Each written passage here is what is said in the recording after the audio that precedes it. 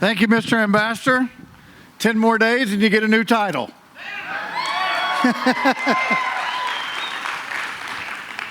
Well, I was just looking at the radar. My name is Scott Golden, by the way, chairman of the Tennessee Republican Party. Thank you. I was looking at the radar. Looked like rain was probably 10 to 15 minutes away, so I'll cut my remarks short to about 20, 25 minutes. So math works. It works. I also have a little bit of housekeeping stuff for you. If you guys could keep some of the leftovers. I was looking over earlier when Hillary gave Chris a standing ovation. The only thing I could think of is that Chris will not be getting a meal this weekend, and he will probably be cooking some breakfast in the morning. So if you've got some pancake mix, I think Chris could use it on his way out. Anyway. Also, we should thank Chris and for the use of his television that he brought from home. This was fantastic here. He tells me that everybody's invited to the Tigers kickoff against Temple tomorrow at noon, so this will be out in front of his house, so go Tigers. Yeah, thank you. But he does deserve a big congratulations. This is fantastic. This is all the team that has worked hard. This is the last Reagan, Lincoln, Trump, Republican dinner for 2020. This is going to be the one that closes this very unprecedented 2020 election cycle. And how great it is to be with everybody here and the faith that you guys had to say, we're going to do this dinner tonight. Because as somebody that puts one of these dinners on, I can tell you that when the first person says that I'm coming, that means you have bought this entire venue. So if only one person comes, it means you have bought this entire venue.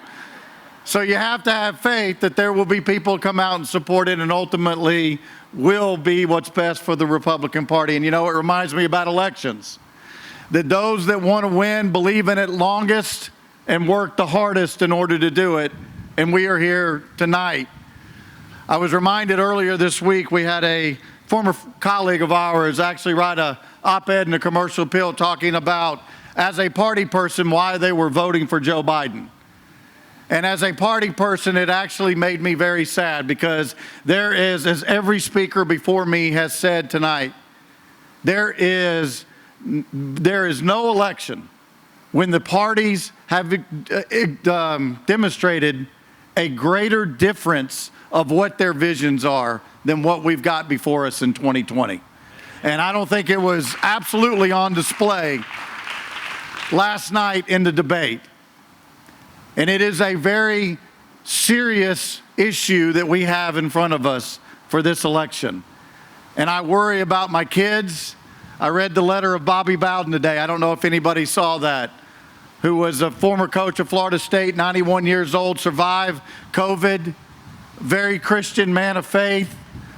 And he said, I can tell you that I am tired of defending America against Americans. I am willing to stand up and say, I am an American. This is an exceptional country. And to do that means that we have to vote for Donald Trump in 10 days.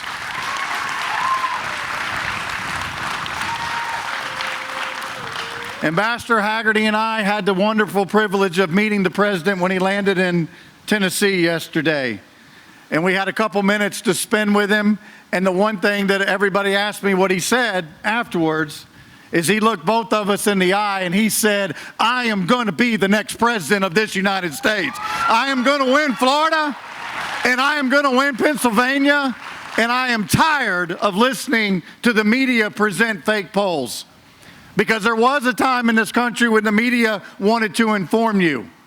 Not anymore. They want to encourage you in their direction, and that's what they're going to do over the next 10 days. So it is incumbent upon us as a Republican Party and the values and the visions that we have is that we dedicate ourselves to the next 10 days to let's save this exceptional country of ours. Let's dedicate ourselves to saving America. Because in 10 days, the United States, we will get to decide how we want to live for the rest of our lives. That is what's on the ballot.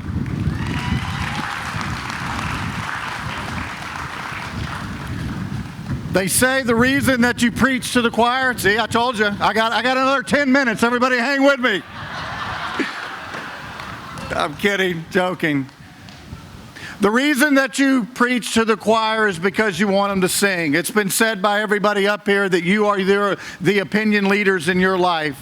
And it is incumbent upon you to make sure that everybody in your orbit, in your Facebook, in your Twitter, in your Instagram, that they know what you believe in and they know what's fighting for.